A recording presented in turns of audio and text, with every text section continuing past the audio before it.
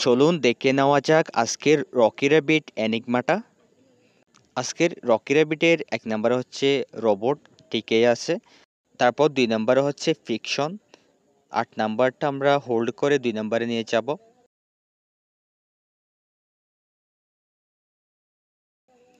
তারপর ৩ নাম্বারে হচ্ছে এন্টার।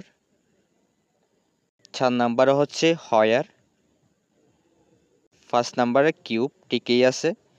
৬ নাম্বারে ওবে, টিকেই আছে। ৭ নাম্বারে ইকোলজি, টিকেই আছে।